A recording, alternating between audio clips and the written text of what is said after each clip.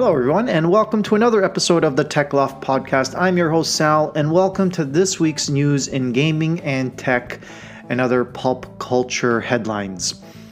Before I begin, I just want to remind everyone that wherever you're listening to this podcast, you can probably subscribe to this feed.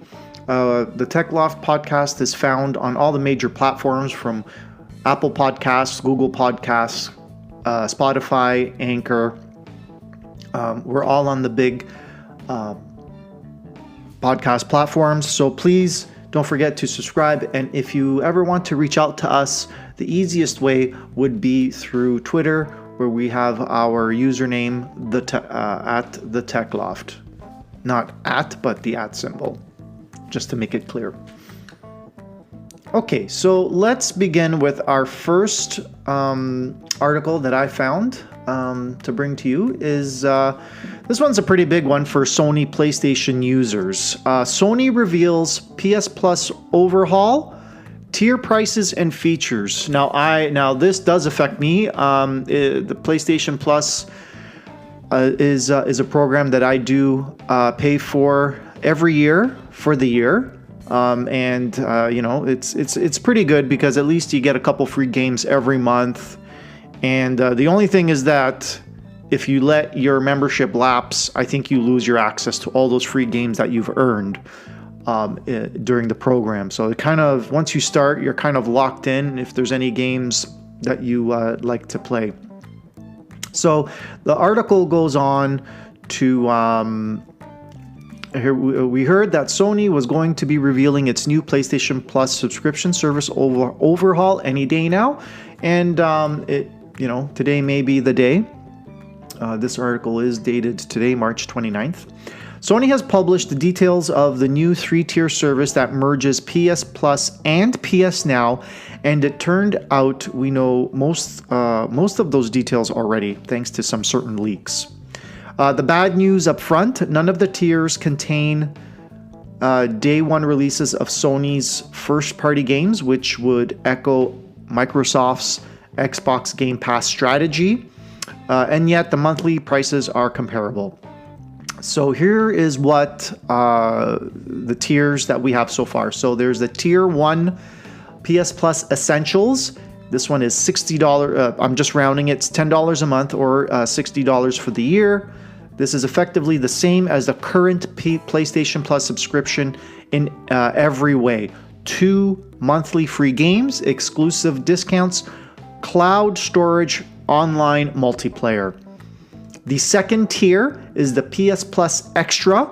This one here is $14.99 a month or $99.99 for the year. Everything in the Essential tier. The only extra is a catalog of 400 PS4 and PS5 games, though again, not day one releases. And the third tier, which is called the PS Plus Premium tier, which is $17.99 a month or $119.99 for the year. You get all the benefits of tier 1 and 2. However, you get 340 more games, which include PS3 titles you can cloud stream and classic games from PS1, PS2, and PSP. Cloud streaming will work where available under current PS Now setup. Also, time-limited game trials will be in this tier, so players can try before they buy. I would think that's a feature that they always had. You download the demo, you can try it. If you like it, you can buy it. I thought that was one of the things about this online system that, was good. Continuing on with this article, this grand rebrand rollout is supposed to be in most PlayStation regions by the end of the first half of 2022, though no specific dates are given. This will no doubt be fuel for console wars fodder, given that Xbox Game Pass Ultimate costs $14.99 with its one-day releases and cross-PC functionality, while that's just Tier 2 of PS Plus now. And there's a more pricey tier after that, which still doesn't contain that. Again, from all the rumors that have been heard from PlayStation Spartacus before this, it always seemed more like a reshuffling of PS Now and PS Plus, so it was less confusing to have to parallel services, and this achieves that in the end. What it does not achieve is creating something as attractive as Xbox Game Pass, which it is no surprise that Sony does not want to give up its never-ending parade of huge first-party sales for all its top series. The market would force their hand someday, but today is not that day. We'll see what the reaction is to this online, but really doesn't seem that much of a leap forward for PlayStation, more just a reorganization. Sony does not need to offer anything Xbox Game Pass does because of how strong the PlayStation brand is, along with its string of first-party must-have releases. Excuse me. And there you have it, folks. A reorganizing reshuffle of online services. It looks like PlayStation Now is going to be merged into PS Plus, and PS Plus will be broken up into different tiers. So it really doesn't affect me because I'm probably going to go no further than the Tier 1 Essentials, where I get my free games, the discounts, which I take advantage of, and on the cloud storage and some multiplayer online gameplay. So yeah, that's that really not a bad thing. Pretty cool with it. It's actually probably for the best. Our next article is game studios. We have a new game studio opening up in Montreal. Beenox to open new studio in Montreal. Call of Duty studio adds second location in the city to bolster footprint and team size. Activision-owned studio Beenox is opening a second office in Montreal, Canada.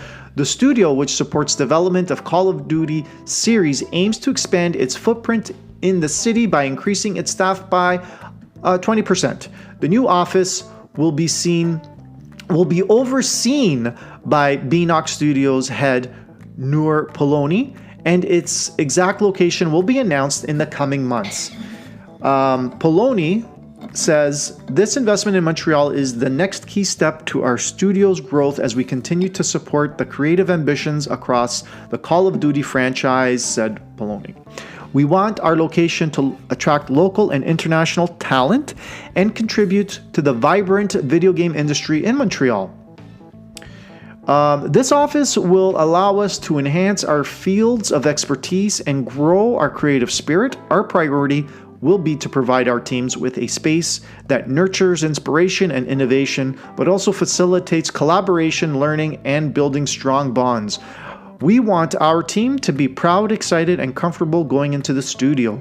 Beenox joined several games businesses that have opened Montreal-based offices in the last year, including Amazon Games, MiHoYo, Gearbox, and Tencent's Timi, Timi. So that's pretty exciting for Montreal. Yeah, they're getting a lot of gaming offices, developer offices in the city. So, I mean, if you're a game developer, I guess that's the city to be in. So for those that are gaming on their computers and those that are waiting for new GPUs, I have here an article from PC Gamer. "GPU stock levels are now so good, today's brutal pricing cannot last. If supply continues to improve, power will be back in the hands of PC builders after a year and a half of scrambling for stock." Apparently resale prices of used GPUs have been going through the roof because of the shortage of GPUs on the market. For the past 2 years, people have been scrounging the web for any glimmer of hope that graphics card pricing may be coming back down to earth. An ongoing GPU shortage has left us scrambling for stock, resulting in high prices and high costs for entry into the wonderful world of PC gaming, largely to no avail, of course. Today, however, there have been some positivity in the findings here. Look to major retailers in the UK, EU, and the US, and you'll find something strange when you search for their virtual shelves for the rare graphics card. Not only are there GPUs in stock, but there is a wide availability of many models and versions to suit multiple budgets. Scroll through Best Buy, Overclockers, or Mind Factory, and you'll be pleasantly greeted by listing after listing touting in stock, available to buy, or add to basket. However, only a few, if any, are for graphics cards at or close to MSRP. The only GPU that's regularly spotted near or at MSRP is AMD's RX 6500 XT, one of the more recent arrivals to the RX 6000 series lineup. It's not a card we're altogether fond of, in all honesty, but it is a modern GPU that resembles anything close to affordable. Beyond that, website 3D Center has been keeping an eye on graphics card pricing over the past year, and its latest report from Germany shows both AMD and NVIDIA graphics cards with price tags averaging around 25% over MSRP. That's the lowest premium on graphics card noted in the site's report for over a year, and no doubt improving supply has put an end to the frenzied demand that saw graphics cards going for double or triple their original value. But how long can any inflation of graphics card prices last if stock continues to improve? I'd guess not long enough, though it's not going to be as simple as returning to business as usual and offering graphics card at MSRPs at any moment's notice. Business as usual for 2 years hasn't been anything close to MSRP, and that has all sorts of implications all the way up the supply chain. With hundreds of graphics cards listed as in stock across multiple major retailers in Western Europe and North America, there is undoubtedly a competitive advantage to the resellers that can drop prices further than others. Though this is a double-edged sword for most, manufacturers have faced increased prices for key components and that have been passed onward down to retail chain. Most often, it's the consumers who end up footing the bill, but if demand eases off so totally and supply improves, it may have to be retailers to take the brunt of lower price tags. Those increased component costs are reportedly easing now and in the coming months. We've also heard directly that GPU manufacturer Asus is aggressively dropping prices across many of its GPUs. Though for the extent stock at retailers today, these costs are less likely to have an immediate impact. After all, these SKUs were likely to have been purchased at a higher cost to the retailer months ago. Lead times for GPUs have been so lengthy these past few years that we heard of retailers ordering far in advance to secure stock. Though retailers may have little choice if all goes well for GPU supply, it's like price tag Jenga. If one retailer drops prices, the rest will likely follow. As we move on through this article, we also have here graphics card absolutely fall into the category of items with a limited shelf life. Very true, because nothing's the latest and greatest forever, right? While they don't grow moldy or turn into fridge slime, AMD and NVIDIA will always be pushing the performance envelope to deliver gains with every generation, but also keep up appearances as companies on the bleeding edge of technology. That's exactly what both companies are doing, developing new Lovelace and 3DNA3 graphics cards for launch this year. Intel is also on the eve of releasing its first Intel Arc graphics cards on mobile platforms, which further mounts pressure on what's available today. So these cards have to go. And if the demand isn't there at today's tall prices, something's got to give. So there you go. There's an interesting article how at the moment we're getting supply back in stock, but the prices are not coming down. And at the end of the day, someone's going to have to give in. Either the consumer's going to have to give in and buy, or the retailer is going to have to give in and lower its prices. But you know what? I'm pretty sure in the background, the retailers have a deal with manufacturers, and maybe they can get some sort of rebate or on the supply they have in stock. So, I mean, you know what? I don't think the retailer will lose unless they get something from the vendor or manufacturer. We're going back to the Sony now. We have PS Plus lineup for April has leaked. So here we have some leaked information.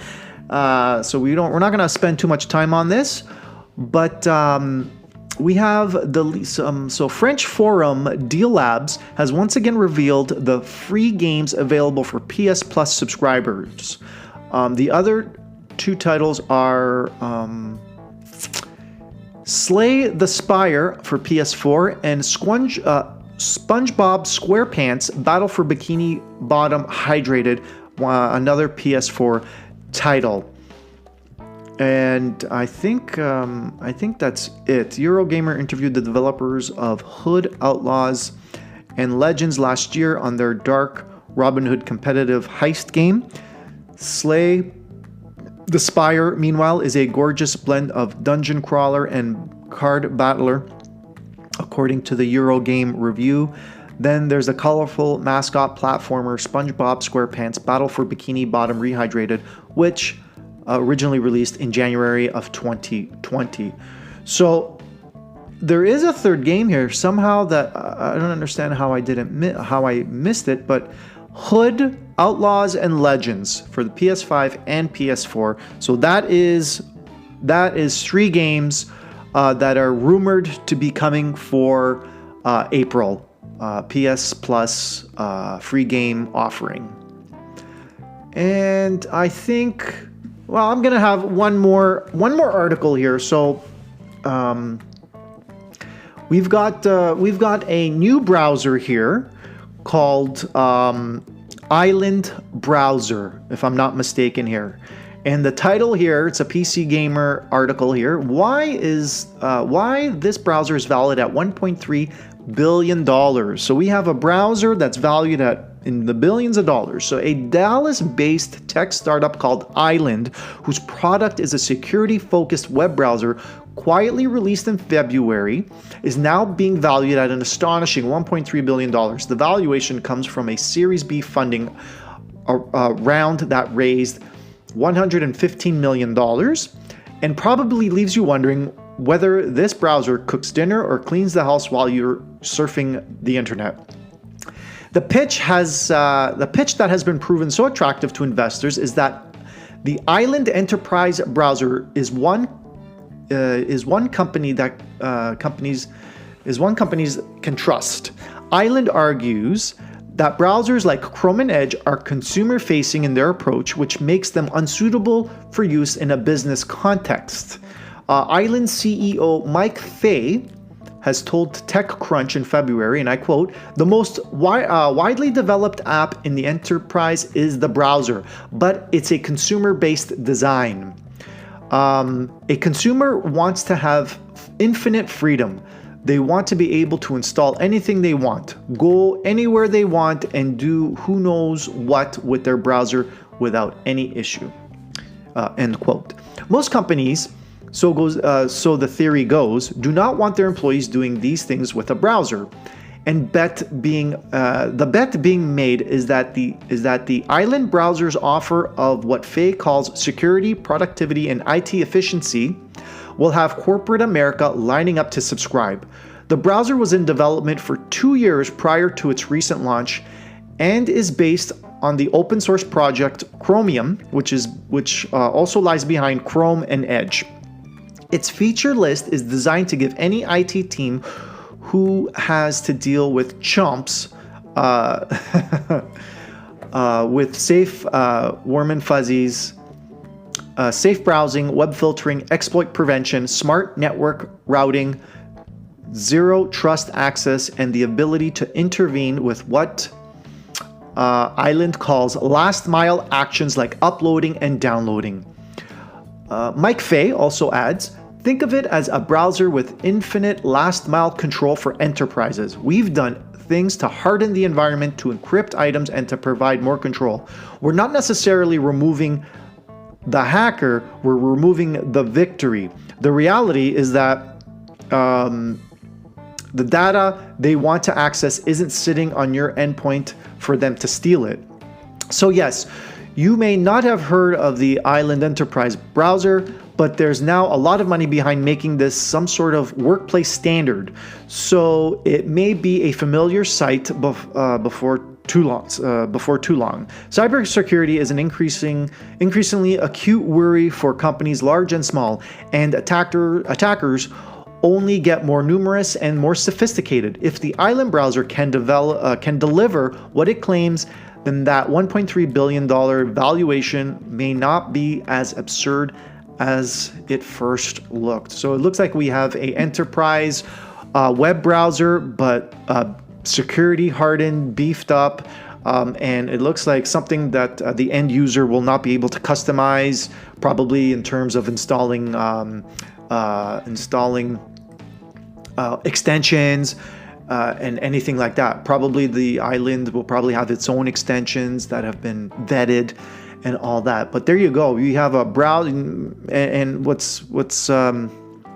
all used to browsers being free. So this browser here is not free. I took a visit to the Island website where this browser resides, and there's nothing to download. It's all about getting a quote and cases that you can read over. Where probably this browser has helped in enterprises and businesses into keeping PC security at the top. So that is it for this week's episode of the Tech Loft Podcast. Hopefully you've enjoyed this podcast. A reminder once again to please subscribe, and you can find this podcast on any of the major podcasting platforms. And until next week, ciao for now, and until next time.